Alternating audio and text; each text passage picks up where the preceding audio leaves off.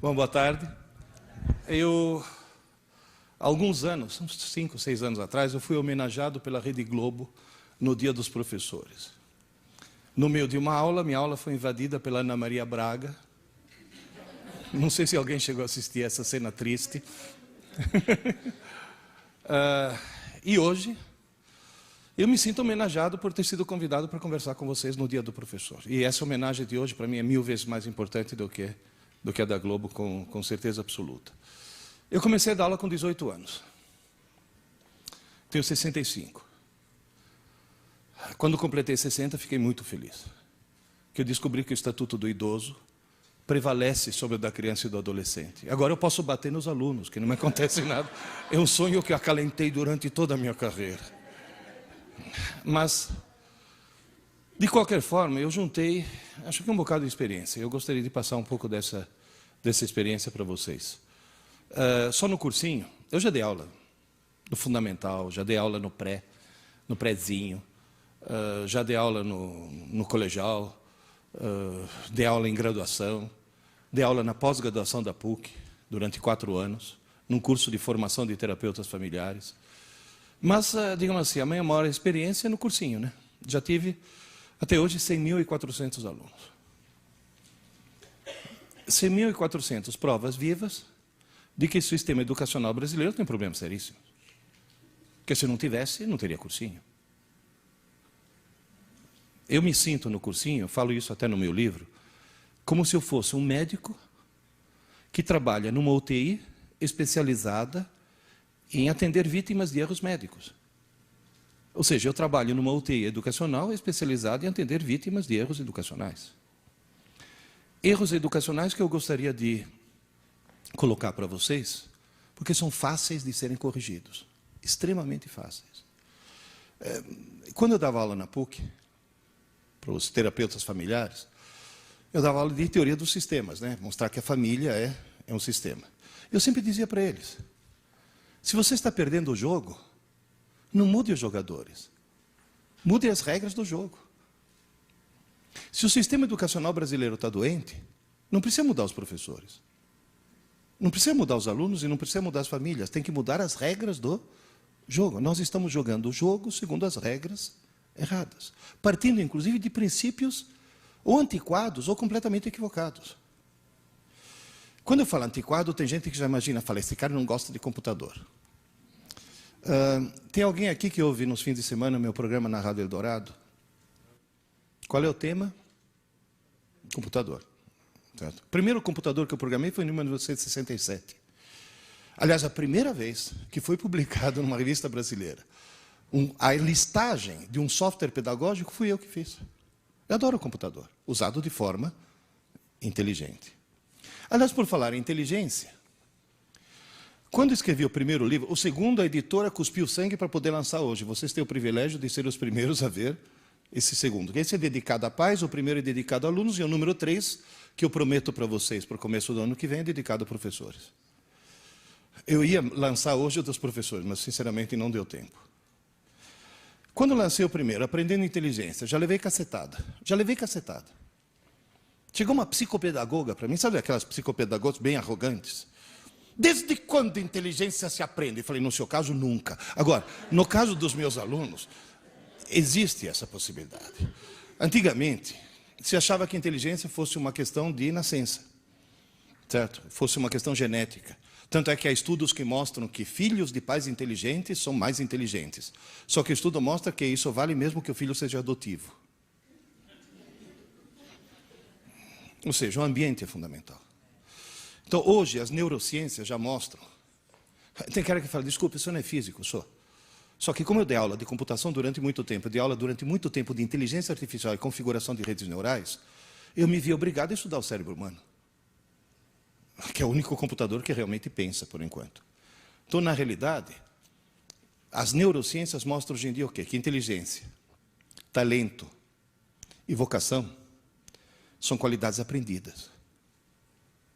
Às vezes, de uma forma tão precoce, que as pessoas pensam que é de nascença. Eu vou dar um exemplo. Há 30 anos atrás, uma revista francesa de divulgação científica chamada La Recherche publicou um artigo mostrando que a astrologia não é ciência, é pseudociência, ou seja, a astrologia não funciona.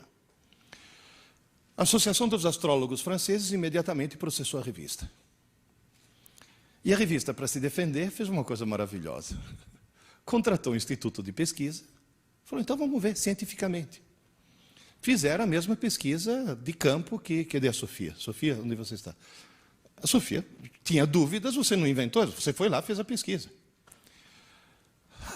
Pesquisaram milhares de pessoas em termos de inteligência, talento, vocação, caráter, profissão, etc, etc, etc. E depois tabularam em função do signo para saber no que cada signo se sobressaía. A média deu exatamente a mesma. Ou seja, nenhum signo do zodíaco tem alguma característica especial. A média foi exatamente a mesma. Sinto muito decepcionar as pessoas que acreditam em astrologia, mas esse estudo mostrou que a astrologia realmente não funciona. Teve uma vez uma mãe indignada que chegou para mim e falou, então por que o jornal publica horóscopo? Falei, aonde, minha senhora? Na página humorística, junto com as histórias em quadrinho. Eu leio horóscopo. Eu acho divertidíssimo. Leão. Cuidado com os falsos amigos. Precisa ser de leão para tomar cuidado com os falsos amigos. Mas nessa pesquisa surgiu uma coisa estranhíssima. Apesar de estar demonstrado que os signos não influem absolutamente em nada, os nascidos em Capricórnio, Aquário e Peixes mostraram ter um QI mais elevado do que os outros 9 signos. E tira esse sorrisinho dos seus lábios, que só os nascidos na França, em Capricórnio, Aquário e Peixes. Agora, por que os nascidos na França, em Capricórnio, Aquário e Peixes têm um nível de inteligência mais elevado que os outros 9 signos? Simples. Capricórnio, Aquário e Peixes, dezembro, janeiro e fevereiro, inverno, faz frio. Faz muito frio. E na França os pais saem menos de casa e ficam mais tempo com o nenê. E só o fato do nenê ter tido mais assistência, mais estímulos, mais carinho, mais presença, faz com que ele se desenvolva intelectualmente mais que os outros. E uma característica tão precoce, tão absurdamente precoce, que as pessoas acham que é de nascença. Então, na realidade, quando nós nascemos folhas em branco. E podemos ser qualquer coisa. Ninguém nasce matemático, poeta ou músico. Nós nascemos tudo. E a vida vai tirando. Quando o certo seria que a vida fosse acrescentando. Esse que é o problema. Bom, mas de qualquer forma, só para resumir, é bom que todos nós tomemos consciência que na nossa frente nós temos uma escada, chamada escada da inteligência. Todos nós, em qualquer idade, podemos subir essa escada. É lógico que ela vai subir muito mais rapidamente do que você, em função da idade, mas todo mundo sobe a escada. Todo mundo consegue subir, só que tem um pequeno problema. Os degraus diários são baixinhos. Portanto, quanto em termos totais a inteligência de um ser humano pode aumentar, não tem limite. Agora, quanto ela pode aumentar diariamente, é limitado pela própria estrutura das redes neurais do cérebro. Portanto, nós não podemos perder um dia sequer. Esse que é o ponto. Vocês vão dizer, e o sistema educacional brasileiro funciona? Olha, só para vocês terem uma ideia. Deixa eu avisar uma coisa. Alguém já ouviu falar aqui em Arthur Clarke? Arthur Clarke. Morreu 6 meses atrás. Que, aliás, me faz um favor, né? Toda vez que vocês na rua virem uma antena parabólica apontando para o céu, olha lá para cima e fala, obrigado, Arthur Clarke. Que foi ele que inventou isso, esse sistema de retransmissão. Pois é. O Arthur Clarke tinha uma frase que dizia, eu assisti uma conferência dele em Cambridge, em 1900 e tralalá. Any professor who can be replaced by a computer must be replaced. Qualquer professor que possa ser substituído por um computador deve ser substituído. Certo? Por favor, gravem isso. Se você for fazer um teste de QI na humanidade, ou seja, quantas pessoas, qual é o número de pessoas que têm um certo QI, vai dar a famosa curva em forma de sino, que mostra o quê? Que umas poucas pessoas têm um QI muito baixo, umas poucas pessoas têm um QI muito alto, e o chamado QI normal é 100. Que cá entre nós, não é lá grande coisa, né? Porque quem tem um QI 100 está acima de metade da população, mas está abaixo da outra metade. Pois é, foi feito um teste de QI na população da Inglaterra. QI médio dos ingleses, 100. Ou seja, os ingleses têm a mesma distribuição normal que a população mundial tem. QI médio dos norte-americanos, 98. Eles são normais também. Eu desconfio que era para dar 100, na última hora incluir o Bush, então caiu para 98. QI médio dos japoneses, 113. Muito acima da média. E mais uma vez, tire esse sorrisinho dos seus lábios, que é só japonês do Japão que tem esse. QI médio dos brasileiros, 87. E não vou nem falar quem que eles incluíram na última hora. Agora, na realidade, o cérebro de um japonês, o cérebro de um inglês, o cérebro de um brasileiro, biologicamente são idênticos. Idênticos. Isso já mostra o quê? Que no Japão, a estrutura, o ambiente, deve fazer coisas que estimulem mais a subida da escada, e no Brasil nós, pelo contrário, estimulamos a descida. É só mudar as regras do jogo. E a escola brasileira, o que faz? Nada, porque a escola brasileira, a escola oficial que eu falo, nem sequer sabe que essa escada existe. Portanto, eu já vi pedagogas falar, não, temos que respeitar a inteligência de cada um. Isso, sua tonta. Respeita, porque aí cada um vai ficar parado no mesmo lugar, não vai sair do lugar. Porque as pessoas não percebem que tem que haver estímulo para que haja esse... As pessoas nem sequer acreditam que possa haver esse crescimento. Tanto é que quando foi feito o PISA, alguém já entrou no site lá para ver o resultado do exame PISA? PISA, 41 países. Em 2003 teve 41 países participando do exame PISA. Brasil inclusive. Jovens de 15 anos. Foram testados os vários tipos de inteligências, que aliás é palavra tabu, né, na pedagogia. Porque na pedagogia você fala competências e habilidades. Porque usar a palavra inteligência seria extremamente preconceituoso se inteligência fosse uma coisa genética. Então foram medidos vários tipos de inteligências. Alunos brasileiros vindo de escolas públicas e boas escolas particulares. 41 países. 41 países. A melhor colocação num dos quesitos dos alunos brasileiros, aquela que eles se deram melhor, eles tiraram 4º lugar, de trás para frente. Nós somos antepenúltimo. Na maioria nós somos penúltimos. Inteligência matemática não. Nós somos os últimos. Decididamente os últimos. Toda manhã quando eu acordo, eu levanto os olhos aos céus e falo, obrigado, Senhor, por ter criado a Tunísia. Muito obrigado por fazer a Tunísia existir. Porque se não fosse a Tunísia, nós seríamos o pior sistema educacional do mundo. Então vamos fazer uma coisa? Vocês, nós, eu inclusive, somos os piores professores do mundo? Não. Os nossos alunos são os alunos mais burros do mundo? Não. Os pais dos nossos alunos? Bom, aí já... Agora, o que está errado são as regras do jogo. E a cultura, né? Por exemplo, quem é que está muito acima do Brasil? Os hermanos. Pero lo que hacen los argentinos, ¿por qué están tan arriba de nosotros? Simples. Por que tem muita gente chegando atrasado?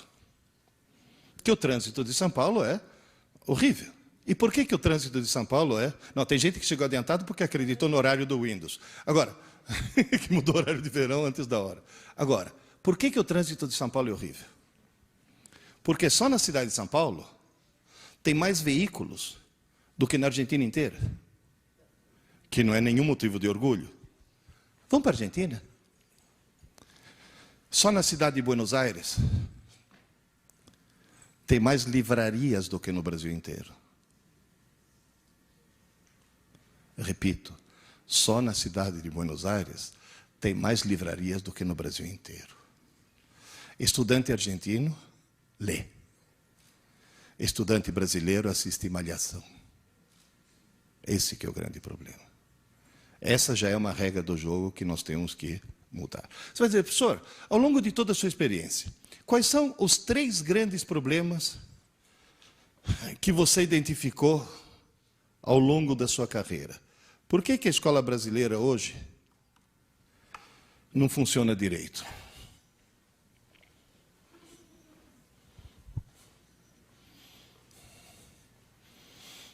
Hoje o aluno se sente no direito de conversar durante a aula.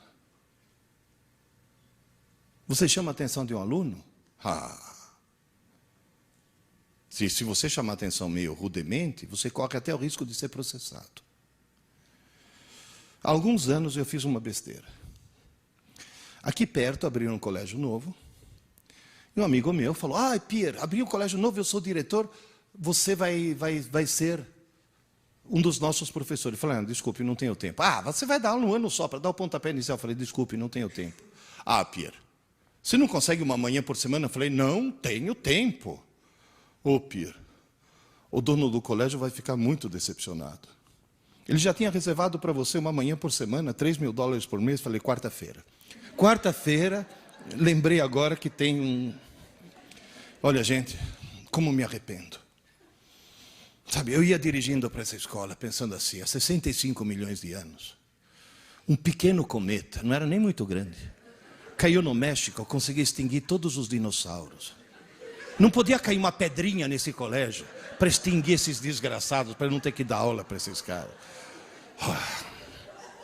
Porque vocês vão dizer, no cursinho não tem problema. No cursinho eu tenho salas de 200 alunos, nunca precisei botar um aluno para fora de sala. É lógico. Eles perceberam que jogaram na lata do lixo 7 anos de escola, estão tentando recuperar em 10 meses. Esse que é o problema. Você imagina, no meio de uma aula, ter que parar a aula e falar, vocês duas aí, dá para parar? Sabe o que eu escutei? Professor, a gente estava só conversando. Falar, como só conversando, sua pequena imbecil? Quem falou que durante uma aula você pode conversar? Professor, o senhor está estressado. Não é essa a reação? No meio de uma aula, eu estou dando aula de física, estava todo mundo prestando atenção. Falei, Deus existe, né? E de repente, olha, assim, tem uma menina lá no fundo assim. Falei, filha, se liga, vai, presta atenção você também. Professor, hoje não dá, estou na fossa. Falei, você está o quê? Professor, estou na fossa, meu namorado me largou. Falei, fez bem. Fez bem, porque se teu namorado não tivesse largado, você corria o risco de casar com ele, ter filhos e propagar o gene da estupidez gerações afora.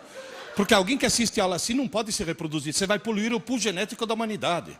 Alguém que assiste aula assim tem que chamar o veterinário e mandar castrar. Essa foi... Acabou de... Está quentinho da gráfica ainda, né? Esse é o lançamento de hoje. Queridas e queridos, restabelecer a autoridade e o prestígio do professor, isso é fundamental. E o estudo mostra exatamente isso. O professor volta a ter autoridade, o professor volta a ter prestígio, o sistema educacional vai continuar sendo a porcaria que é. É simples. Levanta a mão quem se lembra de quando criança, ficar de pé quando o professor entrava na sala. Como dizia Osmar Santos, por que parou? Parou por quê? Qual foi a gênia da educação que chegou à conclusão que não está mais na moda levantar? Porque é um sinal de respeito. Vocês sabem por que eu dou aula? Hoje é lógico que é o dia do professor, mas eu só dou aula de avental. Por quê? Você já viu o padre rezar missa de bermuda? Não, né? Tem que haver aquele mínimo de cerimonial na aula. Tem que dizer quem é que é o professor, quem é que é o aluno. Tem que resgatar esse tipo de coisa. Eu sempre digo, exagerando um pouco, obviamente, que a escola vai voltar a ser uma boa escola quando o professor puder voltar a chamar o aluno de idiota. Sem ser processado. Tem gente que fala, mas você vai xingar. Não é xingar. Gente, existe uma velha piada, que é sem graça, hein? Não vão rir depois. Mas é uma piada para mim muito didática. Diz que a mocinha fez 18 anos, tirou carta de motorista, fresquinha. Acabou de ganhar um carrinho do papai. Ela sai toda se achando o máximo na estrada. Está escurecendo. De trás do morro tem uma curva, sai um carro que acende a luz baixa. Ela acende a luz baixa para mostrar que ela também tem. Aí o carro acende a luz alta, ela acende a luz alta. O carro passa por ela e grita, vaca. Ela grita, corno. Faz a curva e bate na vaca que estava no meio da estrada. Ou seja, às vezes você pensa que a pessoa está te xingando e a pessoa está tentando ajudar. Por isso que eu falo para os meus alunos, se eu te chamo de idiota, isso não é insulto, é um diagnóstico. Que é o primeiro passo para a cura. Gente, antigamente, o pai chegava para a professora primária, falava, professora, cá está meu filho, estou te entregando meu filho. Você faz esse menino aprender a ler, escrever e fazer conta. E se ele aprontar, você fala comigo que eu enquadro o moleque, tá? Não era isso? Hoje, já vi em porta de escola, eu vi isso. A mãe chegar para a filha e falar, agora você vai assistir a aula dessa bruxa, e se ela te encher o saco mais uma vez, você fala comigo que eu vou enquadrar, ela vai perder o emprego na porta da escola. Então, essa inversão de valores. Gente, eu estou cheio de escutar aluno que vira para mim e fala, ô Pierre, você só dá aula ou também trabalha? Entende? Como se ser professor deixou de ser profissão. E vou dizer mais. Agora vamos falar em termos trabalhistas. Professor, ganha bem ou ganha mal? Poderia ganhar melhor sem que isso implicasse nenhuma despesa adicional por parte do patrão?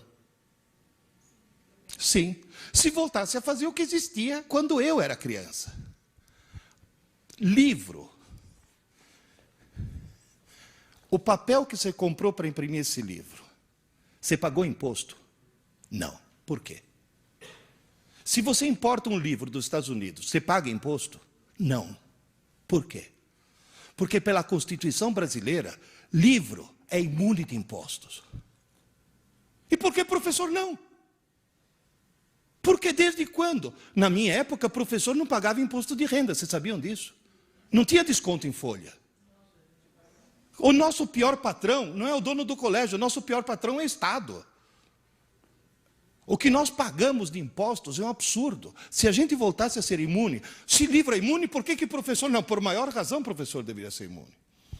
Próxima campanha do sindicato. Não, estou falando sério. E outra coisa, restaurar fé pública. Professor tem que ter fé pública. Porque se um guarda me multa e eu digo, não estava fazendo, ele diz, você estava fazendo, a palavra dele vale mais do que a minha, porque ele tem fé pública, coisa que o marronzinho da CET não tem. Vocês sabiam disso? Ele não tem autoridade desse tipo de multa, porque ele não tem fé pública. E professor voltar a ter fé pública. A palavra do professor tem que voltar a ser uma coisa importante. Segundo problema, que é o mais grave de todos. Aluno brasileiro, e quando eu falo aluno, estou incluindo vocês quando eu estava fazendo a faculdade, viu? Aluno brasileiro não estuda para aprender, estuda para tirar nota. E se estuda para tirar nota, tira nota. Passa de ano. E consegue um diploma. Só não consegue aprender. Vocês vão dizer, mas professor, se um aluno tira uma boa nota, não quer dizer que aprendeu? Eu conheço duas técnicas para tirar uma boa nota sem aprender. Uma é ilegal, outra é legal. Qual que é ilegal? Cola. Vocês sabiam que numa faculdade, se pegar um aluno de mais de 18 anos colando, teoricamente o professor teria que ir na delegacia fazer um BO?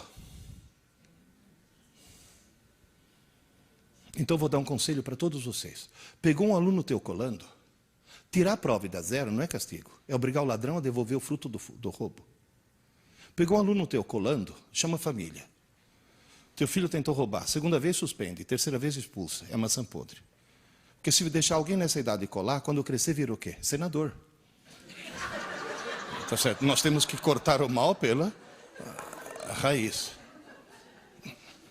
Olha, o ACM lá, o Antônio Carlos Magalhães, na hora que foi ver o resultado, eu não estava colando. Qual é a segunda técnica para tirar uma boa nota sem aprender? E sem colar. A escola marca uma prova na quinta-feira pela manhã. Quando é que um aluno normal começa a estudar? Na quarta-feira não é normal. É alguém que tem visão a longo prazo. E um aluno que planeja o futuro. É o chamado aluno longemirante. Quarta-feira ele fala, mãe, me acorda meia hora mais cedo. Ou na própria quinta-feira. Professora, posso estudar na sua aula que eu tenho prova na aula seguinte? Vocês já ouviram frases assim? Alguém poderia me dizer por que alunos do fundamental, do médio, da graduação e da pós-graduação e do doutorado, por que todo mundo estuda o mais em cima da hora possível? Para não dar tempo de esquecer. E se tiver tudo fresquinho, tira a nota. E depois? Que grande e gigantesca palhaçada é o nosso sistema educacional. Eu sempre falo que o nosso sistema educacional tem duas desgraças. Uma é calendário de prova. Porque aí o cara estuda para prova. Não. E a cultura. Eu já vi mãe falando, ô filho, desliga esse videogame, menino, vai estudar, você tem prova amanhã. Essa mãe acha que está ajudando o filho. Essa mãe está cometendo um crime hediondo. Essa mãe devia ser presa sem direito à fiança. Essa desgraçada está arruinando a vida do filho. Porque está induzindo o filho a estudar, porque tem prova. E mesmo a gente comete esse erro. Ô, presta atenção, isso vai cair na prova. Vocês percebem a distorção? A enorme distorção. Terceiro problema. Somos um país de analfabetos funcionais. Somos um país de analfabetos funcionais. Ou seja, nós somos um país em que, teoricamente, o índice de analfabetismo é baixo. Mas na hora que você vai checar, você descobre que nós temos um monte de pessoas que sabem transformar letras em sons, mas não em ideias. Gente, vou dar um exemplo de analfabetismo funcional, aproveitando que você está aí. Quando eu casei com a tua mãe, era meu filho. Quando eu casei com a mãe dele, ela chegou para mim e falou, sabe, meu avô é velhinho, eu estou quase, está no fim da vida, coitado. Eu queria dar o último prazer para ele. Falei, qual? Ele é um daqueles judeus que fugiram da Europa nas perseguições. E o sonho dele é ver a neta casar na sinagoga. Você casaria na sinagoga? Eu falei, claro que sim. O patrão é o mesmo. Só muda aqui embaixo quem cobra os 10% de comissão. Vamos lá. Aí eu cheguei para o rabino, Sobel, você me casa na sinagoga? Ele falou, Pierluigi, Sobel aquele das gravatas, aquele que enlouqueceu. Pierluigi, eu vou te casar na sinagoga se você souber ler um reza em hebraico. Tá bom, negócio fechado. E lá peguei. Aleph, Beit, Gimel, Dalet, foi embora. Na hora da cerimônia, agora o noivo vai ler um reza muito importante. Eu peguei.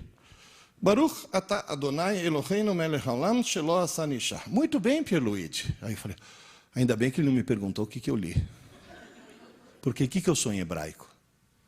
Analfabeto funcional. Eu sei transformar letras em sons, mas não em ideias. Tanto é que quando fui contar essa história, eu decorei a frase de tão traumatizado que eu fiquei. Né? Fui contar essa história para o Asaf, lá do ângulo, ele foi criado em Israel. Ele fala hebraico fluentemente. Contei para ele, ele falou, ô Pierluigi, você tem uma pronúncia boa, eu entendi tudo. Eu falei, que bom, você entendeu tudo, eu não entendi. Aliás, me tira uma curiosidade, o que eu li? É uma reza importante que diz, abençoado seja Deus nosso Senhor, que não me fez nascer mulher.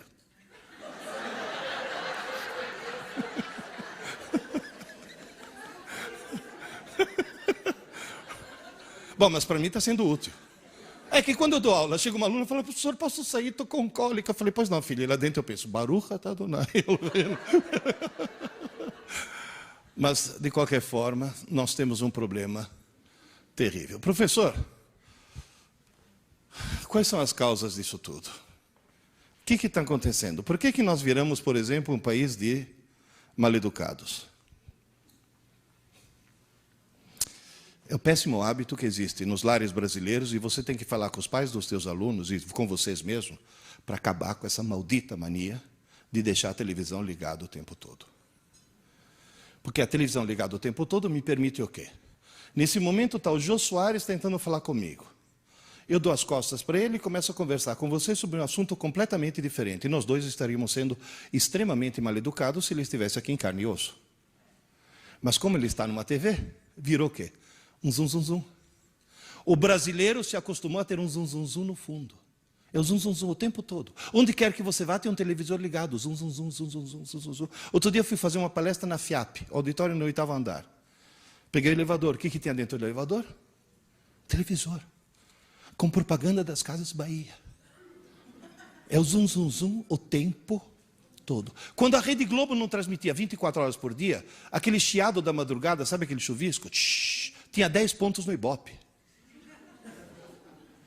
A televisão ligada o tempo todo. Você deixa na tua casa, na cozinha, o liquidificador ligado o tempo todo? Não, de repente dá vontade de fazer uma vitamina, já está ligado. Quer dizer, então a televisão, o estado normal de um televisor é desligado.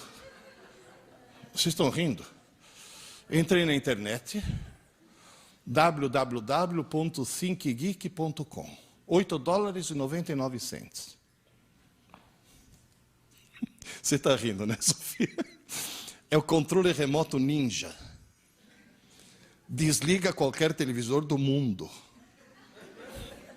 Esse daqui do restaurante aqui do lado, só consegui emudecer ele. Mas se eu tivesse ficado mais um pouco, eu tinha conseguido desligar. Eu estou no hotel, tomando meu café da manhã, alguém tentando me vender o carnê do baú da felicidade. Ah, não. Não, e o gozado é a reação dos outros hóspedes. Eles não percebem que o televisor foi desligado. Mas percebem que sumiu o quê? O zum, zum, zum. Aquele zum, zum, zum de fundo. Outro dia, eu moro numa chácara, pedi para o meu caseiro me ajudar a fazer compra no Carrefour, que era muita coisa. No meio das compras, bateu fome. Eu fui comer um sanduíche com ele. Enquanto nós dois sentamos com o nosso sanduíche refrigerante, e na parede, obviamente, tinha a Globo, né? Eu peguei o ninja aí. Aí o Marcelo começou a rir muito. Falei, Marcelo, você nunca viu isso? Foi isso daqui eu já vi. Eu nunca vi isso. Eu olhei do lado, tinha um cara com um sanduíche já mordido, olhando para a TV apagada assim. Gente, imóvel. Aí eu peguei o ninja, liguei a TV de novo, ele voltou a comer. Gente, o cara deu um pause na vida. Tirou zum, zum, zum, parou de viver. Voltou zum, zum, zum, voltou a viver. Então posso pedir um favor? Hoje, quando vocês chegarem em casa, começa por vocês. Desliga a TV. Está ligada? Desliga. Ai, não posso mais assistir TV. Claro, mas liga na hora que você quer. E depois desliga quando termina o teu programa. Ai, hoje é o último capítulo de Dupla Face, ou coisa desse tipo. Tá bom. Aqui, ó, não tinha uma novela assim? É? Duas caras, isso. Oh. Sim, é mesmo. O conceito é o mesmo, vai. Agora o que é? A predileta, a preferida, a favorita. Hoje é o último capítulo. Que horas começa? Às 9. Que horas termina? Às 10. Liga a TV às 9 e desligue às 10. Porque aí você assiste o que você quer, senão você assiste o que eles querem. Televisor está transformando os brasileiros em mal-educados. Todos nós estamos ficando mal-educados. Esse é um problema que dá para resolver. E dá para resolver restaurando o prestígio do professor. Principalmente isso. Qual era o segundo problema? Estudar para a prova. Por que as pessoas estudam para a prova? Porque as pessoas têm dentro do crânio uma coisa maravilhosa chamada cérebro, o melhor computador do mundo. Só que veio sem manual de instruções. E as pessoas não sabem usar. Para não ficar agora aqui com... Eu não vou querer dar uma aula de neuropedagogia para vocês. Então, para simplificar, eu vou fazer uma metáfora. Aprender é escrever no cérebro. Tudo bem? Aprender é escrever no cérebro. Só que em cada região você escreve de uma maneira diferente. Naquela região azul, cerebelo, aquele que fica na base do crânio, é como se você pegasse um formão e um martelo e fosse cavando letra após letra na pedra. Você tem uma laje de pedra e fica com um formão e martelo batendo e cavando letra após letra. Demora para escrever, não demora? Agora, qual é a vantagem? Depois que você escreveu, você não apaga nunca mais. Está claro isso? Levanta a mão quem levou algum tombo para aprender a andar de bicicleta. Certo. Quem não levantou a mão não sabe andar de bicicleta. Por que todos nós levamos algum tombo? Porque foi muito difícil escrever no cerebelo a habilidade de andar de bicicleta. Agora você vai ficar 30 anos sem subir numa bicicleta. A hora que você subir, o que vai acontecer? Você sai andando. Você sai pedalando. Foi difícil escrever. Mas você não apaga nunca mais. Então você pode dizer, eu aprendi a andar de bicicleta.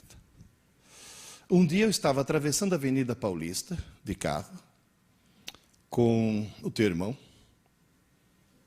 Você é o 4.2, era o 5.2. Estava com o teu irmão. Era ele. Que chegou e falou, ô pai, o que está escrito no alto daquela igreja? Eu falei, onde? O que é aquele? Deo in honorem sancti Aloisii. O que é isso, pai? Eu falei, é latim, filho. E você sabe o que está escrito? Eu falei, deixa eu ver. Deo, terminação O é dativo, objeto indireto. In honorem acusativo. Sim, in regio acusativo. Sancti Aloisii é genitivo. Aí está escrito, filho, que essa igreja foi construída para Deus em honra de São Luís. Ele me olhou de uma forma muito estranha. Falei, pai, você não é professor de física? Eu falei, sou. E você sabe latim? Aí eu expliquei para ele, filho, quando eu tinha a tua idade, 14 anos, latim era uma das matérias da escola, que infelizmente algum imbecil de Brasília resolveu tirar, certo? E, portanto, quando eu tinha a tua idade, eu aprendi latim. Aí virou para mim e falou, nossa, pai, mas faz tanto tempo. É que para os nossos filhos nós não nascemos, nós somos fundados, né? Nossa, pai, mas faz tanto tempo. Eu falei, filho, eu não falei que me ensinaram latim. Eu não falei que eu tive aula de latim. Eu falei que eu aprendi latim. E quando se aprende para sempre. Em que idioma eu estou falando com vocês? Português. Eu aprendi a falar português com 12 anos. Eu tenho 65 e estou falando português até hoje. Moral da história, eu aprendi a falar português. Aprendi a aprender para sempre. Então, na realidade, escrever no cerebelo é onde você escreve a psicomotricidade e você aprende para sempre. Deixa eu fazer uma experiência com vocês. Só um instantinho. É que eu vou precisar das duas mãos. Será que eu consigo pôr aqui? Segura para mim, só um segundo. Todos vocês, por favor, levantem a mão direita.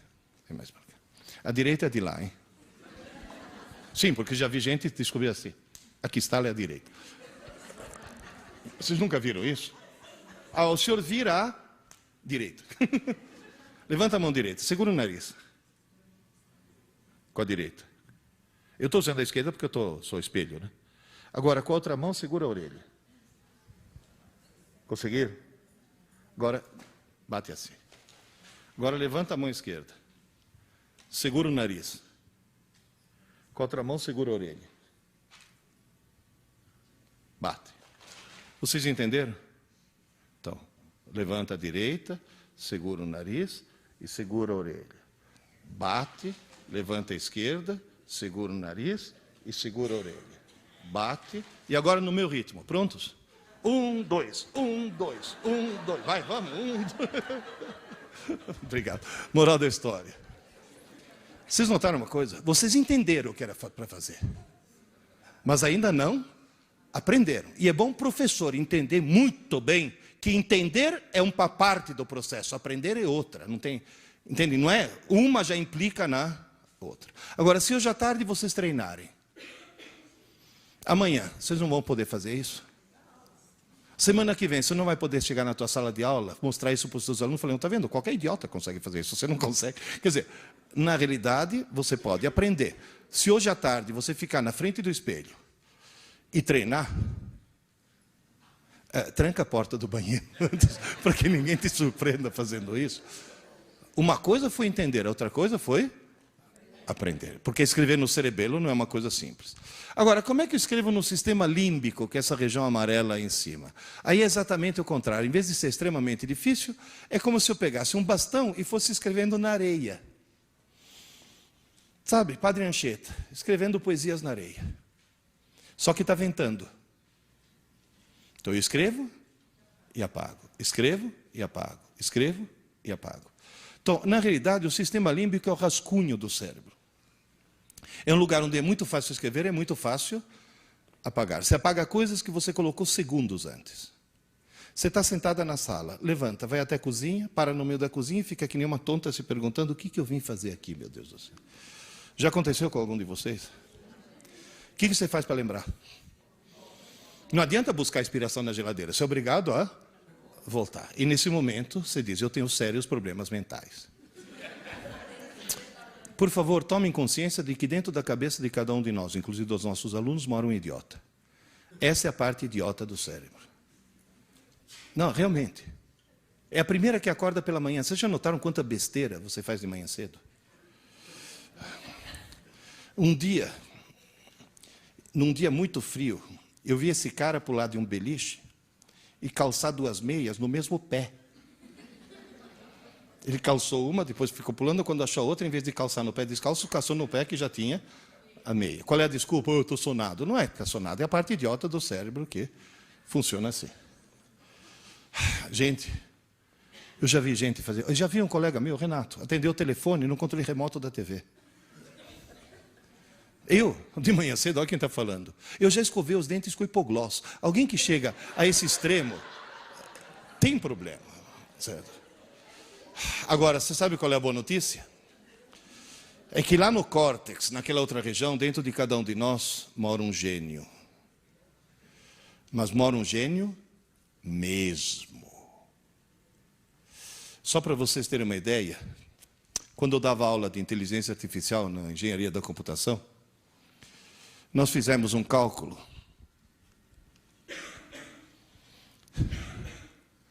Quantos computadores de última geração? Esse é um notebook de ultimíssima geração. Quantos eu deveria ligar em rede para simular um córtex humano? O cálculo mais otimista deu 15 mil. 15 mil.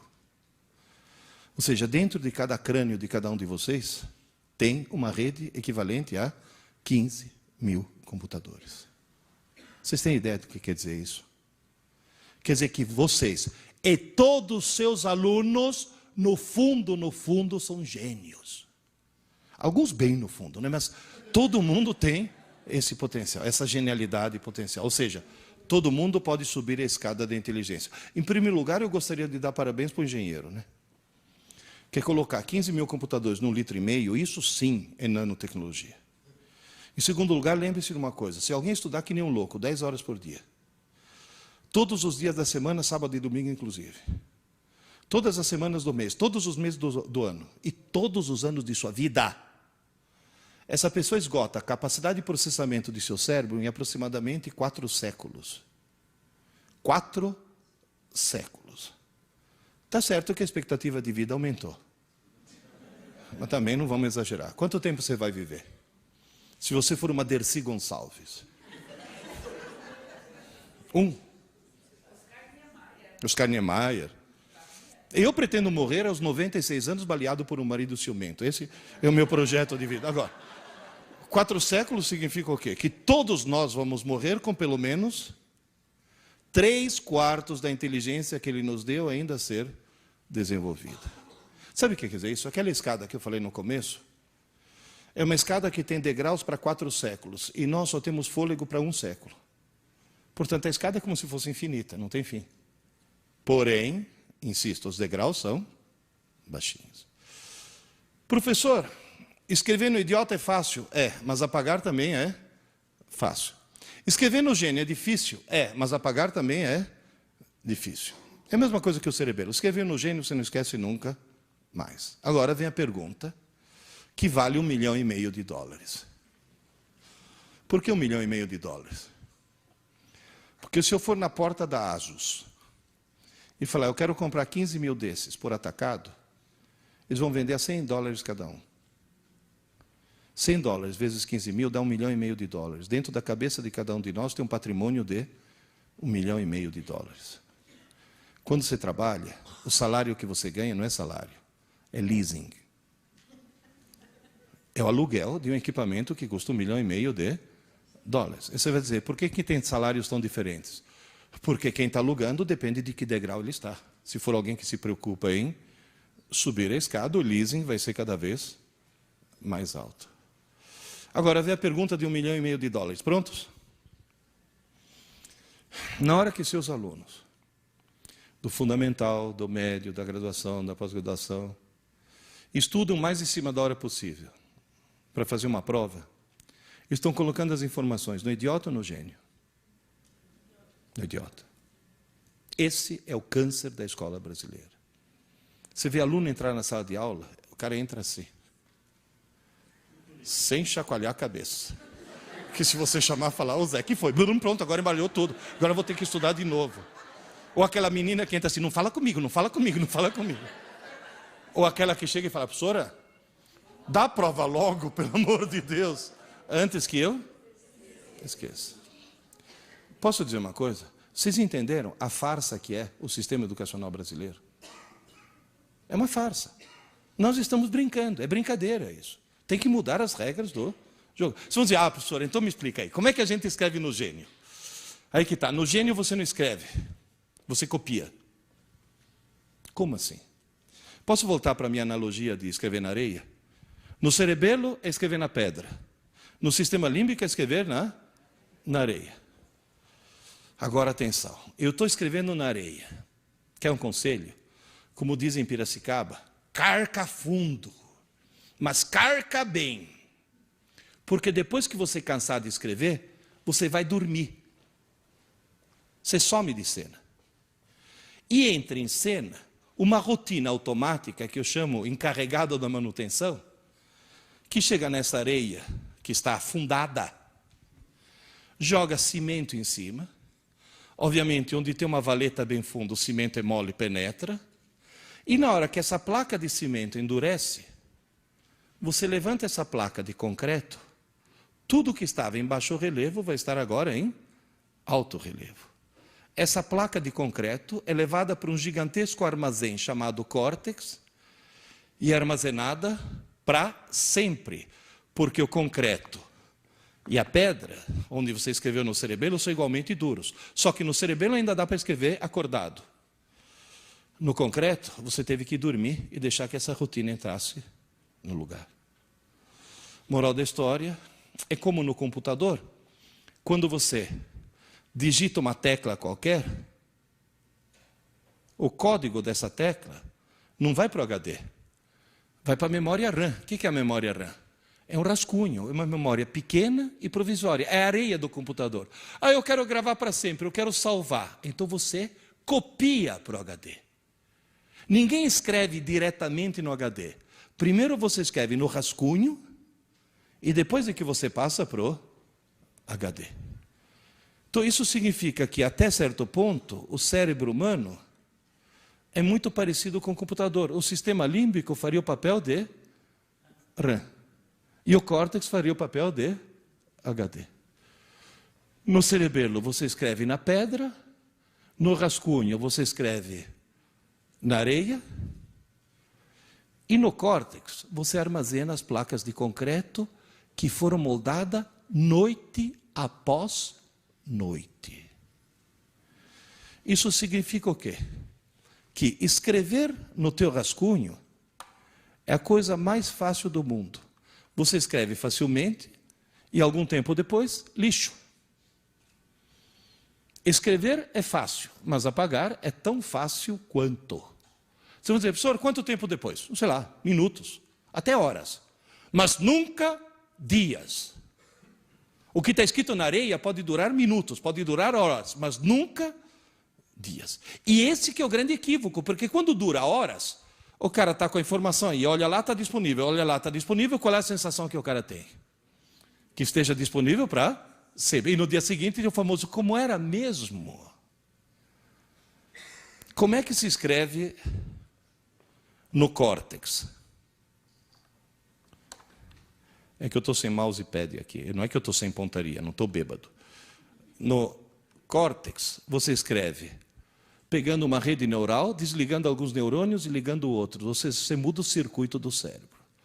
E mudar o circuito do cérebro com o cérebro acordado é a mesma coisa que trocar o pneu do carro com o carro em movimento. Ninguém consegue. Na Fórmula 1 tenta às vezes, mas atropela o mecânico. Se você quiser trocar o pneu do carro, quiser fazer a manutenção, primeiro você para o carro, depois você troca o pneu.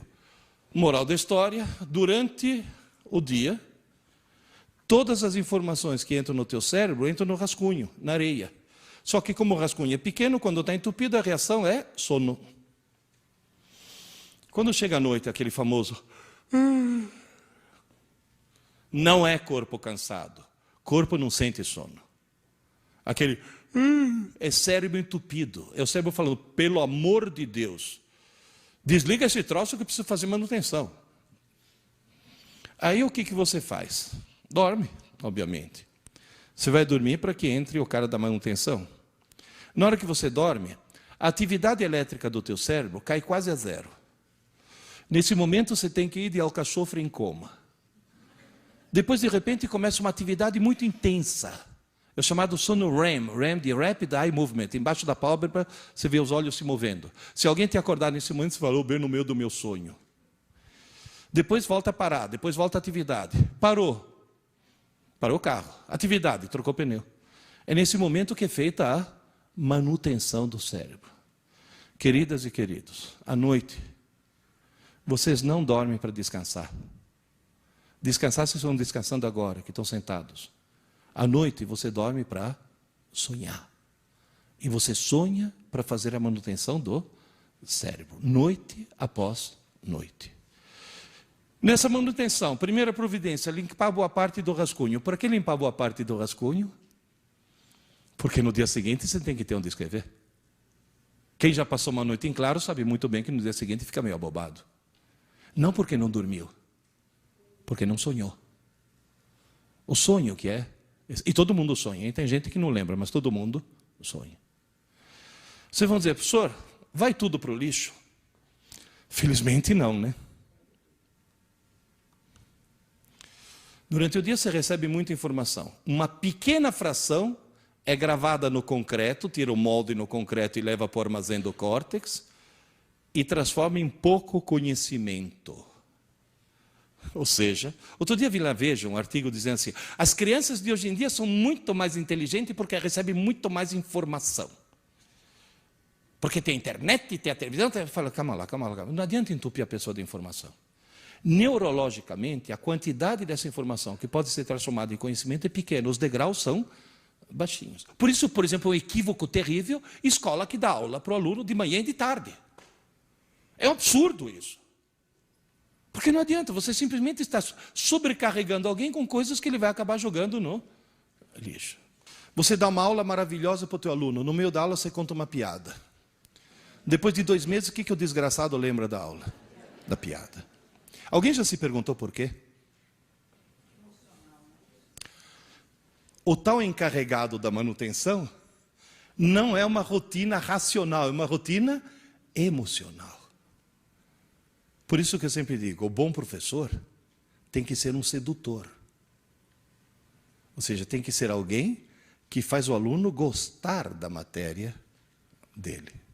Porque aí a parte emocional é muito importante. Agora, por que a piada ficou gravada? Porque o cara está assistindo aula escrevendo de leve. Ainda se por cima, se for alguém que assiste Malhação, se sente no direito de conversar com o vizinho. Aliás, outra coisa, sindicato. Abaixo-assinado de todos os professores desse país, para a Rede Globo, pedindo para a Malhação parar de fazer apologia do mau aluno, porque o herói de Malhação é o mau aluno.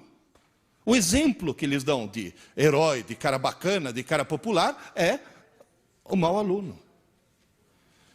Essa é outra coisa terrível.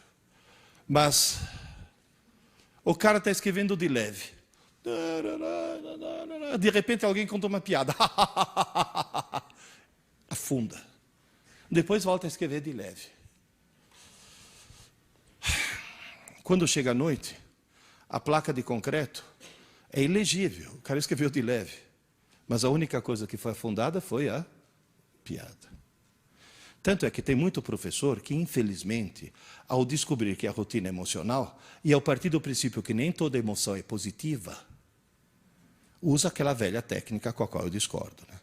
Comigo ninguém passa! E o cara, coitado, está afundando. Que eu sou contrário a esse tipo de coisa. Né? O professor, apavorante. Eu parto do princípio que existem 2 maneiras de fazer um burro andar com uma cenoura. O ideal é pôr a cenoura na frente. Agora, voltando aqui ao nosso problema. Como é que eu faço para que hoje à noite, até as aulas, sejam gravadas na memória permanente? Agora eu vou contar uma historinha para vocês. Por favor, não tomem isso como marketing, mas é uma realidade que eu vivi durante quase 40 anos. Há 60 anos atrás, 4 engenheiros 4 engenheiros. Simão Feigenbaum, professor de Química, já falecido. Carlos Marmon, professor de Desenho, já falecido.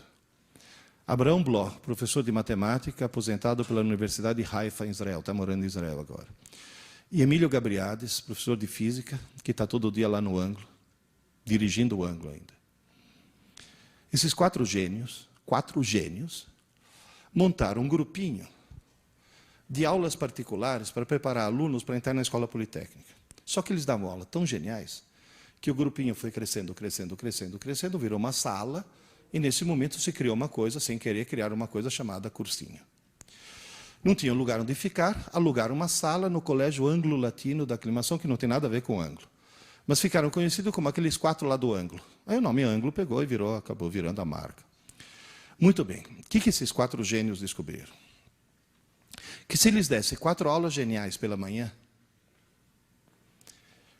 no dia seguinte, as aulas já tinham ido parar no lixo. Não adiantava a aula ser a melhor do mundo. Não adiantava nada. Por isso que insisto, não adianta melhorar a aula. A mudança da regra do jogo não está aí. Mas eles descobriram, na base da tentativa e erro, porque nenhum deles tinha a menor ideia de neurociências, na base da tentativa e erro, que eles descobriram? Que aquelas aulas que foram dadas pela manhã, de tarde, no mesmo dia, antes que se passe uma noite de sono, fossem reforçadas por exercícios de aplicação, que seria, dentro da minha analogia, escreveu de leve na aula, e depois à tarde, na hora de fazer a tarefa, afunda aquilo que estava de leve, para que saia um bom alto relevo no concreto. Não só aquela aula ia durar até o dia seguinte, como ia durar para sempre. Levanta a mão aqui quem foi meu aluno. Se lembra qual é o lema do ângulo? Aula dada, aula estudada. No mesmo dia, antes que se passe uma noite de sono. Aula dada, aula estudada. Só que, muito tempo depois, para ficar mais óbvio e mais explícito, eu acrescentei a 5ª palavra. Aula dada, aula estudada. Hoje. Antes que se passe uma noite de sono. Então, dentro das mudanças da regra do jogo que eu estou pedindo aos professores. Você dá aula de matemática numa turma, segunda e quinta. Segunda e quinta. Na segunda-feira você dá uma aula importantíssima, passa uma tarefa que, aliás, observação, é um crime qualquer professor dar uma aula que não venha seguida de uma tarefa. Porque qualquer aula que não tem exercícios de aplicação depois é uma aula inútil, é uma aula que vai ser jogada no lixo. Está bem claro isso? Você dá aula segunda e quinta, na segunda-feira você passa uma tarefa e diz, pessoal, a tarefa é tão importante, mas tão importante, mas tão importante, que eu vou cobrar. Coisas terríveis acontecerão com quem não me entregar a tarefa. Só que a outra aula dele é quando? Quando é que o cara faz a tarefa? Ou quinta de manhã, sentado na escala, copiando de um CDF. Não é isso? Quando a tarefa, para ter efeito, devia ter sido feita quando? No mesmo dia. Portanto, o truque qual que é? A regra do jogo básica. Faça seus alunos estudar pouco, mas todo dia. Convença os pais dos seus alunos a fazê-los estudar pouco, mas todo dia. Aquela mãe devia falar, filho, desliga esse videogame e vai estudar, menino, você teve aula hoje. Você teve aula hoje, não você tem prova amanhã. Professor, funciona. Vocês têm boa memória? Qual é a bandeira que estava no topo? Finlândia. E na hora que o Ministério da Educação descobriu que a Finlândia é o melhor sistema educacional do mundo, e aliás até o que era nosso secretário de Educação, aquele lá, o Clodovil da Educação, como é que chama? O Chalita, descobriu que a Finlândia é o melhor sistema educacional do mundo, pegaram as pedagogas do Ministério da Educação, da Secretaria da Educação, e mandaram as pedagogas fazer um estágio na Espanha. O que elas foram fazer na Espanha? Ah, não. Barcelona é fashion. Porque agora a pedagogia brasileira virou moda. Porque, não, Montessori não, filha, Montessori saiu da moda. Agora é Piaget. Daqui a pouco Piaget? Não, Piaget era outra estação, agora é construtivismo. Agora vai para Barcelona lá, que é o top do top. Gente, vamos parar de tentar descobrir novas maneiras de ensinar e vamos tentar resgatar as velhas e boas maneiras de aprender. Porque o fundamental é o aluno aprender, não é como a gente ensina. Ai, agora é lousa digital, lousa eletrônica. Para com isso. Para com isso. Vê teu aluno quando está sozinho. Porque é o momento em que ele está sozinho que funciona. Eu fui para a Finlândia, porque eu estou desconfiado da Finlândia faz muito tempo. Eu fui para a Finlândia há tanto tempo, mas há tanto tempo, que eu tive dificuldade para passar na fronteira, porque a Rússia ainda era União Soviética. Para vocês terem uma ideia de há quanto tempo eu fui lá.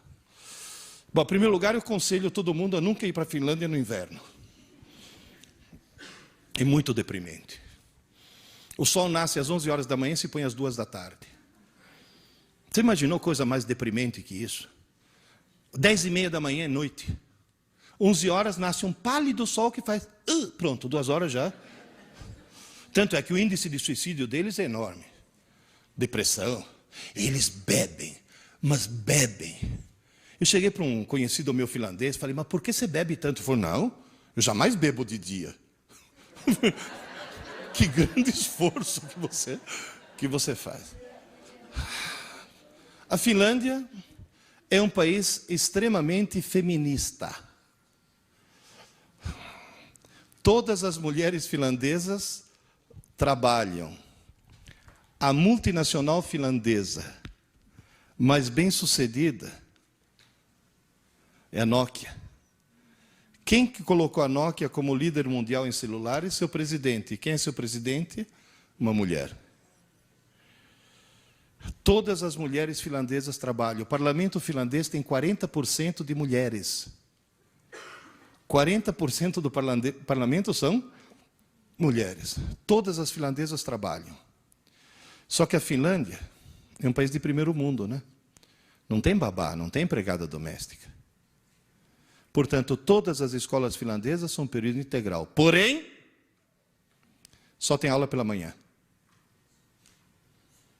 À tarde eu fui visitar.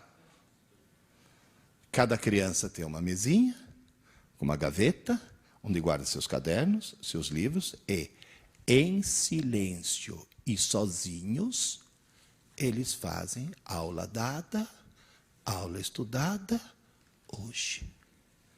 E são o melhor sistema educacional do mundo. Eu sempre digo que a Finlândia somos nós, na rua Tamandaré 596, faz 60 anos. E nunca veio nenhum secretário da educação perguntar para a gente por que vocês têm tanta eficiência e tanto sucesso. Por quê? Nós não temos os melhores professores e nem temos o melhor material. Nós temos os melhores alunos na medida que eles se convenceram que um bom aluno é alguém que estuda pouco, mas todo dia. Gente, essa é a regra do jogo que eu imploro para vocês mudarem. Por quê? É tal história. O aluno acha que nós não existimos fora da escola e nós achamos que o aluno não existe fora da escola. O aluno é gozadíssimo. Eu estou jantando num restaurante e passa um ex-aluno. Ô, Pierre, você comendo? Essa é a reação. O chato é quando o ex-aluno é caixa do motel, né?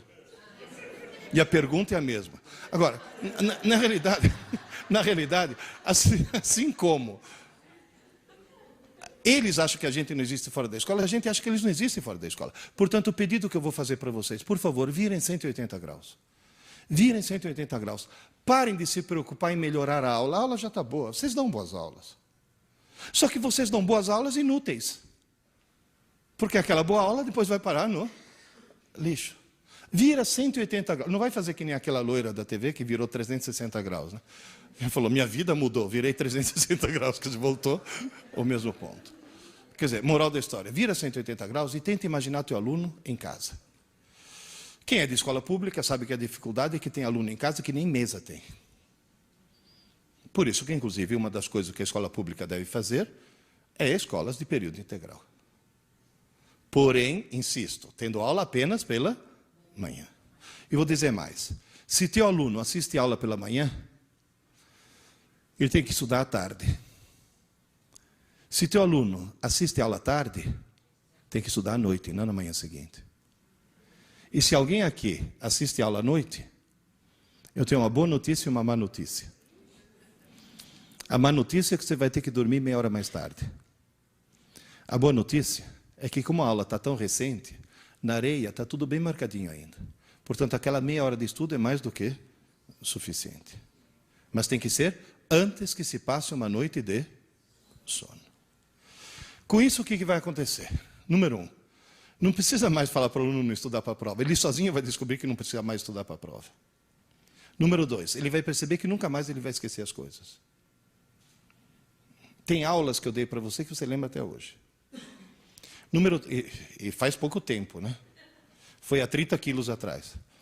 Você lembra como eu era magrinho? Terceira surpresa. O QI aumenta. O QI aumenta. Ele fica mais inteligente. Agora, como é que ele pode descer a escada da inteligência? Bom, em primeiro lugar, continuando a fazer o que ele faz até hoje. Lembrar sempre o seguinte, existe o momento da aula e muito tempo depois existe o momento da prova. Aluno inteligente estuda o mais perto possível da aula. Aluno desorientado estuda o mais perto possível da prova. Agora eu vou fazer mais uma pergunta de $1,5 milhão.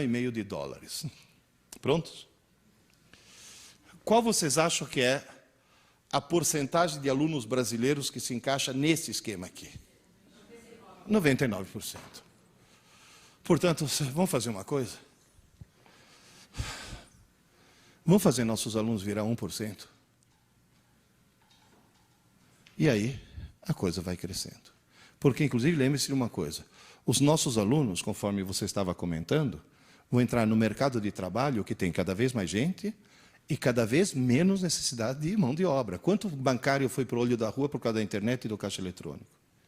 Outro dia eu fui dar aula magna na Unisa Digital. Para quem que eu dei aula? Para 2 câmeras e uma antena parabólica. E a aula foi retransmitida para 52 universidades. Se não fosse a tecnologia, precisaria de 52 Pierluigi para fazer aquilo que um Pierluigi só fez. Certo? Agora, insisto mais uma vez. Uma aula magna, uma palestra, são todas coisas que a eletrônica pode suprir. Agora, aula de verdade, se não tem o olho no olho, se não tem o professor recebendo o feedback do aluno, não funciona. O professor de verdade é alguém que dá aula olhando para a cara dos alunos e recebendo o feedback imediato. Está claro isso? Isso é fundamental. Transformar em 1%. Como é que nós conseguimos abaixar o nível de inteligência? Você tem uma menina que está querendo ver como termina o último capítulo de Sabrina. Ela está interessadíssima em ver como termina o livro. Mas ela mora numa casa onde a TV está ligada. Sem querer, o que ela faz? Assiste a TV. E você vai dizer, o que ela assiste? Pela 17ª vez, ela assiste A Volta à Lagoa Azul. Ela já assistiu esse filme 16 vezes, é o filme que mais passa na TV. Agora, o que leva alguém a assistir A Volta à Lagoa Azul? Foi hipnotizada. Porque a televisão hipnotiza. Eu já trabalhei na televisão. Eu sei como funcionam os bastidores da TV. A função da TV é imbecilizar. Eu trabalhei 4 anos na TV Educativa de Santos. Eu era âncora de um programa. E 2 anos na TV Cultura. Alguém lembra de um programa chamado Qual é o Grilo? Lembra? Que foi quando eu fui preso. Me perguntaram a opinião sobre o que eu achava, como professor de física, de construir centrais nucleares em Peruíbe. E como o programa era ao vivo e não tinha censura prévia, eu pude dizer, qualquer governo que num país como o Brasil pense em construir uma central nuclear, ou é burro, ou é corrupto. E, aliás, quando fui preso, teve muita gente que falou, olha que coisa. Depois me soltaram logo em seguida. Olha que coragem que teve aquele professor. Bateram palma. Quem é que bateu palma? O mesmo pessoal que agora está em Brasília, estão construindo a Angra 3. Foram os mesmos. E os motivos devem ser os mesmos também. Na década de 50, foi inventado um eletrodoméstico maravilhoso que prometia divertir.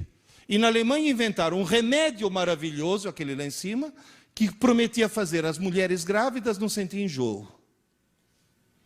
O pessoal comprou a TV e se divertiu. As mulheres grávidas compraram o remédio e não sentiram enjoo. Só que esse remédio chama talidomida. E as crianças começaram a nascer sem braço, sem perna, sem olho, assim, com grandes problemas. Até hoje existem hospitais no mundo que abrigam as vítimas da talidomida. E a televisão virou a talidomida do século XXI. Por quê? Olha, gente, posso dizer uma coisa? Eu recebo centenas de e-mails, no meu programa de rádio, que é um programa de informática. 20% dos meus ouvintes têm mais de 60 anos.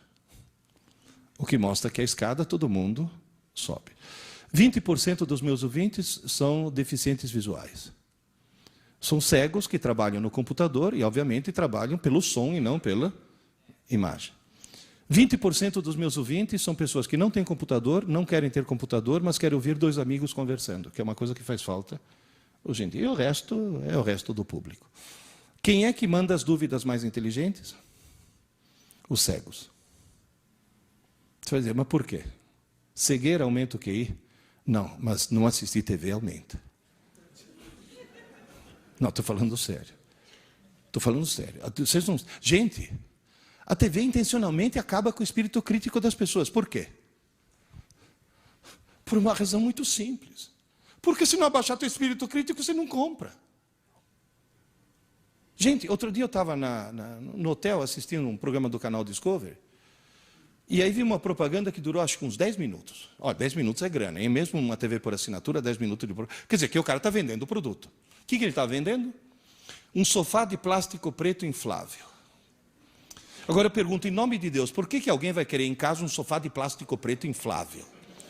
Que se você sentar sem camisa e levantar, ele vem junto.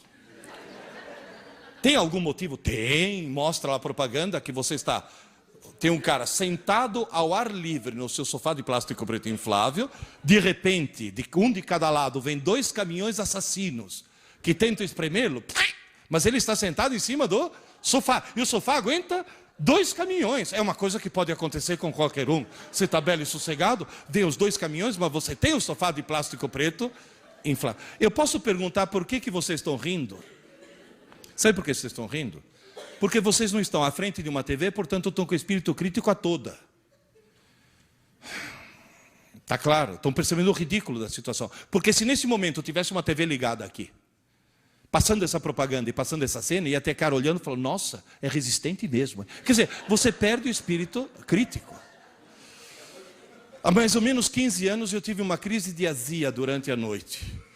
Levantei, tomei um antiácido, fui para a sala, para não acordar minha mulher. Liguei a TV. Bom, em primeiro lugar, eu descobri uma coisa que me deixou pasmo. Que na TV aberta, passa filme semi-pornô. E com um enredo sofisticadíssimo, né? Certo? Do tipo, está chovendo, tira o sutiã. Quer dizer, aquelas coisas assim, absolutamente sem nexo. Qualquer coisa é desculpa para ficar pelado. Aí eu vi uma propaganda que durou uns 10 minutos. Foram os 10 minutos mais intrigantes da minha vida. Que eu não entendi o que estavam me vendendo. Eu vi uma senhora loira de meia idade, fantasiada de toureiro, com uma roupa de lamê dourado, toda cheia de lantejoula, parecia uma drag queen, tentando me vender alguma coisa em espanhol. Eu falo espanhol, mas eu não entendi. No fim ela subiu num palco, num ambiente que parecia um templo asteca, sentou num trono, no meio de 2 tochas acesas, encerrou a propaganda, me olhando nos olhos e falando, ligue já, ligue já, ligue já. Eu olhava e falava, mas ligue já por quê? O que ela quer, meu Deus do céu? Aí eu fui investigar e descobri que não é uma senhora. Não, também não é um senhor. É um híbrido, vai. Se você pegar Hebe Camargo e Calbi Peixoto e fizer a síntese, você vai obter uma coisa estranhíssima chamada Walter Mercado. Que até pouco tempo atrás estava falando ligue já no México. Agora está falando ligue já no teu celular. Prepare-se, Walter Mercado está de volta. Agora, o que é de estranhar não é ter uma coisa estranha na TV. Coisa estranha é ter na TV do mundo inteiro. Na TV americana, então, quanto mais estranho e pervertido for o cara, maior audiência que ele tem. Lembra daquela charada? O que é o que é? Anda para trás, muda de cor e come criança. Michael Jackson. Ou seja, você tem as coisas mais esquisitas do mundo na TV do mundo inteiro. Porém, o que é de estranhar é que esse cara fatura bruto 240 milhões de dólares por ano. O que é de estranhar é que quando ele fala ligue já, as pessoas ligam. E a Rede Globo aprendeu a lição, né? Que na hora que o Pedro Bial fala ligue já, 60 milhões de idiotas ligam para o paredão do Big Brother, pagando. O cara que liga para o paredão do Big Brother tem que estar muito lesado mentalmente. E tem que estar num degrau bem baixo lá da escada. Agora, professor, o que mais abaixa o QI? Como já disse, computador mal usado. Eles ficam até 3 horas da manhã no MSN, conversando com 10 pessoas ao mesmo tempo, portanto, fatiando o seu lobo frontal em 10 pontos de atenção ao mesmo tempo. E cuidado, hein? A função do lobo frontal é fazer convergir todas as informações que vêm de todos os nossos módulos cognitivos numa linha única de pensamento. O cara está fatiando aquilo, está abrindo 10 caminhos diferentes. Aí o que acontece? A mãe leva na psicopedagoga, que leva para o neurologista. Esse neurologista tem um protocolo de sintomas de verdade, de criança que sofreu acidente de parto, que bateu a cabeça quando era nenê. Ou seja, criança que tem problema neurológico, e com esse conjunto de sintomas, ele diagnostica TDA. Só que essa criança não está com TDA. Se essa criança tirar o computador do quarto e colocar na sala, o TDA desaparece. Então, vocês percebem que o que está acontecendo é que a informática está produzindo, fora o fato de que, se tiver algum professor de português aqui, já deve ter ficado horrorizado com a ortografia, né? Por que a esmagadora maioria das placas que eu encontro na estrada tem essa indevida crase? Porque as obras são a 500 metros, não são a 500 metros, né? Por que tem isso? Porque de tanto ver escrito errado, as pessoas acham que é errado o que é certo. Já tem no vestibular esse ano, já teve aluno esse ano que passou, que na redação de vestibular escreveu aqui com K.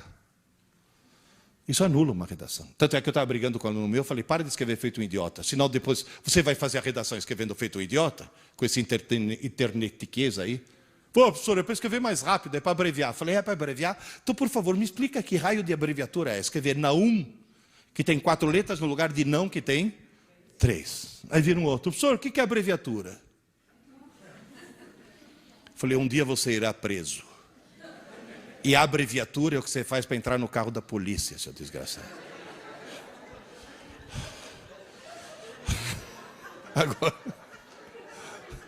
Agora, gente, última notícia mais grave.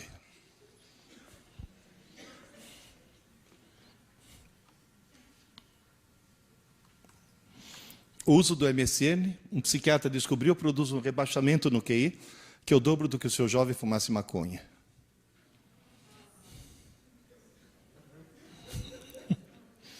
Eu já tive aluno que falou, professor, vou vender o computador e comprar maconha. Eu falei, não, seu desgraçado. As duas coisas são igualmente ruins. Professor, e outra coisa, fone de ouvido, além de ensurdecer, e quando usado de um lado só, produzir labirintite, o uso constante de fone de ouvido, um pesquisador japonês descobriu que tira do jovem a capacidade de articular a fala de forma coerente. Gente, talidomida eletrônica. O problema não é o uso, o problema é o abuso.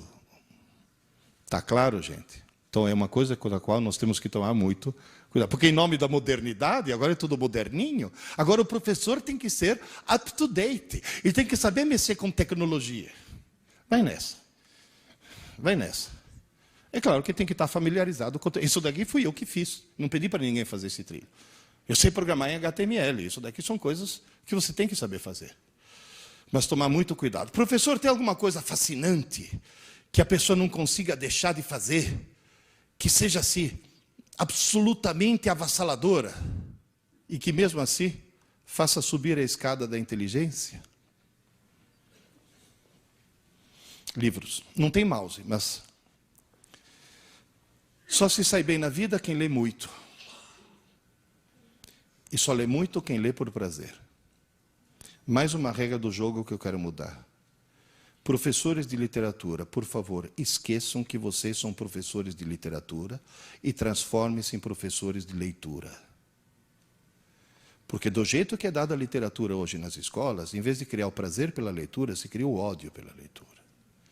Você pega uma criança de 12 anos e fala assim, eu vou te fazer descobrir o prazer pela leitura. Toma, Iracema. Nunca mais ela chega perto de um livro. Primeiro, professor de leitura. Depois é que vira professor. Se você começar com Harry Potter, você chega em Machado de Assis. Se você começar com Machado de Assis, você não chega em lugar nenhum. Criar o prazer pela leitura. Como é que se cria o prazer pela leitura? Eu tive essa sorte quando eu tinha 9 anos. Eu morava na Itália, fui buscar o livro semanal da minha mãe na banca de jornal. Minha mãe adorava livro de mistério, Agatha Christie, essas coisas assim. Eu não gostava muito. Aí o jornaleiro chegou para mim e falou, Pierluigi, saiu uma coleção nova aqui. Urânia, ficção científica. Não quer levar o número 1? Arthur Clarke. Arthur Clarke, naquela época.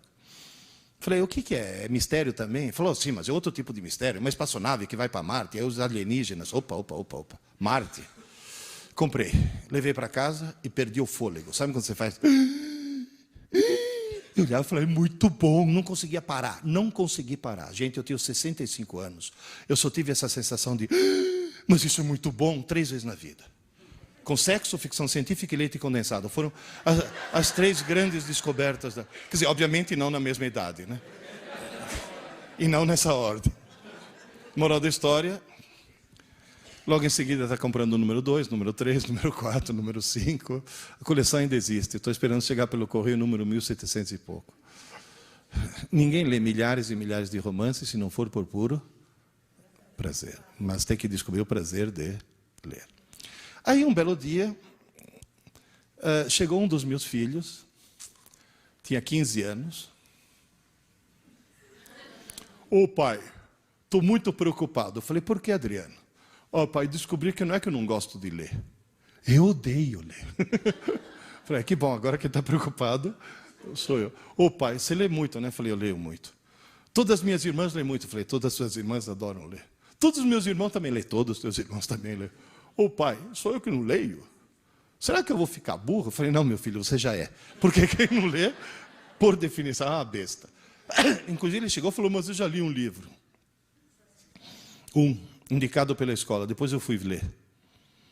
Olha, se fosse o primeiro livro da minha vida, eu era semi-analfabeto até hoje. Um livro horrível. Eu olhava para aquilo e falei, meu Deus, quem que escreveu isso? Só pode ser uma freira que fuma maconha, não tem outra explicação. Era um livro sobre as crises místico-religiosas de uma galinha. De uma galinha. No meio do livro, por uma escada de luz, descia o Arcanjo Galo. Eu falei, não, Arcanjo Galo não, é jogo duro, né? Falei, Adriano, não estou pedindo para você ler um livro, estou pedindo para você descobrir o prazer de ler. Ele falou, como? Eu falei, fácil. Foram escritos milhões de livros no mundo. Um foi escrito para você. Ele falou, qual? Eu falei, não sei. Como é que eu acho? Eu falei, simples. Comece a ler um livro qualquer. Está chato? Para e começa outro. Para, pai. Para. Porque a tua tarefa não é ler um livro, é descobrir o teu livro. Se está chato, não é teu livro. Começa outro. Está chato? Para. Começa outro. Está chato? Para. Começa outro. Está chato? Para. Falei, sabe qual é o perigo? Depois de você fazer isso 4, 5, 6 vezes, você vai ter a falsa sensação que todos os livros do mundo são chatos. Não é verdade. Continua, insista. Livro é que nem namorada. Está chata? Troca. Está chata? Troca. E realmente você andou trocando muito ultimamente. Moral da história. Acho que na 8ª tentativa ele achou Hobbit, do Tolkien. Pai, nunca achei que um livro pudesse ser divertido. Falei, está salvo. Porque nesse momento ele não achou um livro divertido. Ele achou que ler é divertido. É uma forma de lazer. Devorou Hobbit. Pai, a história continua. Eu falei, sim, O Senhor dos Anéis. Pai, compra para mim. Vocês imaginam a emoção de um pai que ouve seu filho semi-analfabeto pedir para comprar um livro? Entende? Foi uma... Achei. Olha, custei achar, sabe por quê? Porque nesse país abençoado por Deus, que tem menos livrarias do que na cidade de Buenos Aires, livro só fica na moda quando aparece o filme. Alguém já ouviu falar num filme intitulado Eu, Robô? Com Will Smith? Você sabe quando é que eu li esse livro, do Isaac Asimov? Faz 40 anos. 40 anos. E ninguém leu. Eu chegava para os meus colegas do ângulo, leia, Eu, Robô. Que isso? Autobiografia do Maluf? Não, é um livro de ficção fantástico, meu Deus do céu. Bom, moral da história. Ele devorou 1.200 páginas. Ô pai, tem mais alguma coisa no gênero? Falei, que tal a história do Rei Arthur, Mago Merlin, Cavaleiros da Távola Redonda? 4 volumes das Brumas de Avalon. Alguém leu aqui? Devorou. Pai, tem mais alguma coisa no gênero? Eu falei, Adriano, vamos mudar de gênero, senão daqui a pouco vira feiticeiro, né? Daqui a pouco eu vou ter um Gandalf andando de cajado pela casa, né? As Aventuras Completas de Sherlock Holmes, lembra desse? Tijolão desse tamanho, devorou. Bom, para encurtar a história, hoje, essa peça que está aqui, ele lê fluentemente em português, italiano, espanhol, francês, inglês, está começando alemão, pelo menos você foi para Frankfurt, serviu para alguma coisa.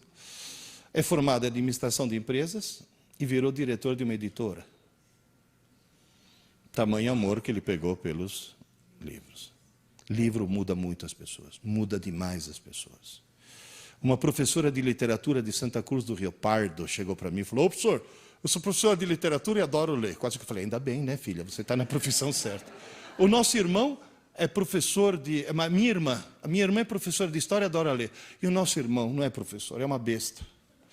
O cara não lia nem bula de remédio, professor. Além de tudo, desgraçado é corintiano. Mas aí minha irmã foi numa livraria e encontrou um livro intitulado Aventuras e Desaventuras do Timão. Diz que o corintiano era tão corintiano que, ao saber que o livro tratava do Corinthians, está salvo. Descobriu que o livro contava histórias do Coringão muito mais interessantes do que ligar uma TV e ficar ouvindo o abominável Milton das Neves. O camarada adorou aquele livro. Logo em seguida ele estava lendo a biografia do Rivelino, História das Copas do Mundo. Só que em Piracicaba tem um ditado que diz, se abrir a porteira, não passa um boi, passa a boiada. Ele começou a ler de tudo. Aí a irmã dele me contou, falou, professor, adivinha o que aconteceu 2 anos depois que minha irmã encontrou aquele abençoado livro? Falei, o que houve? O nosso irmão publicou um livro de poesias de autoria dele. Gente, um corintiano escrevendo poesias. Olha o milagre que um livro consegue fazer, uma coisa assim, quase que sobrenatural, uma coisa assim, fantástica.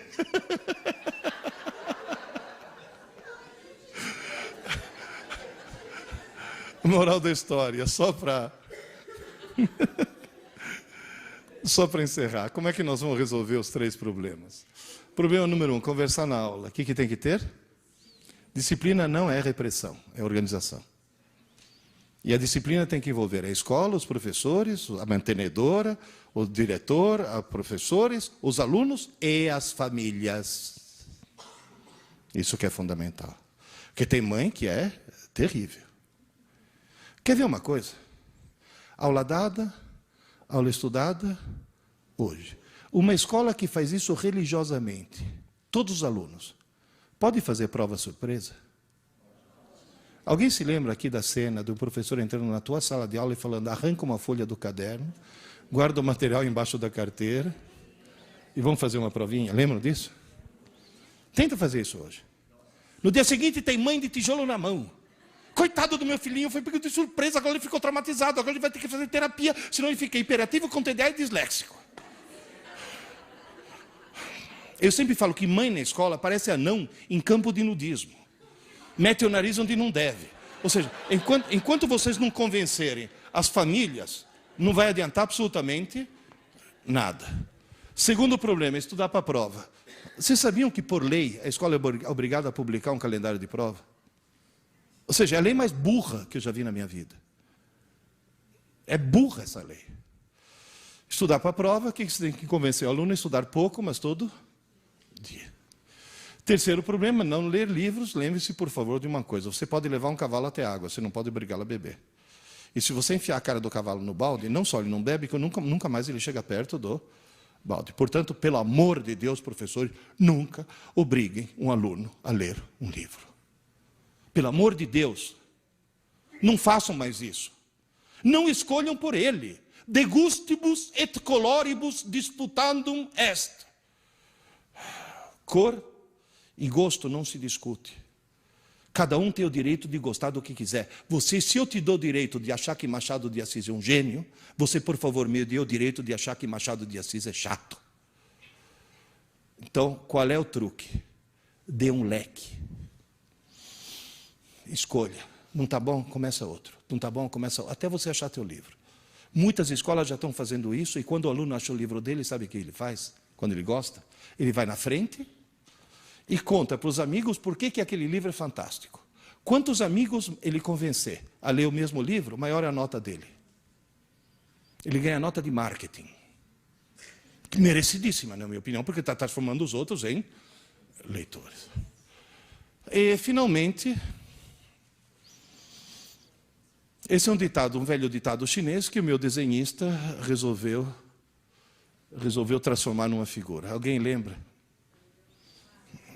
Se você vir um homem com fome, não lhe dê um peixe, ensine-o a pescar. Nosso dever é ensinar nossos alunos a pescar. Aula é dar peixe.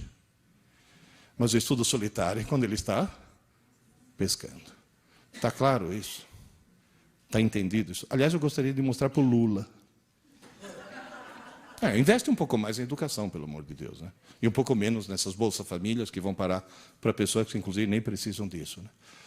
Muitas precisam, mas muitas não. Bom, daqui a pouco eu vou estar lá autografando o livro. Esses livros na livraria custam R$25. Nas palestras costumam custar 20, mas o editor falou que para o professor tem desconto, então é só 15. E se você comprar nos próximos 10 minutos... Professor, liga já. Professor, só para encerrar. A gente sempre fala para os alunos a palavra errada, que eu acho que é errada. Estuda! Estuda! Se você tentar resumir tudo em uma única palavra, para subir a escada da inteligência, uma única palavra. Leia! Nem que seja para ler Júlia, Bianca, Sabrina. Mas, pelo amor de Deus, leia.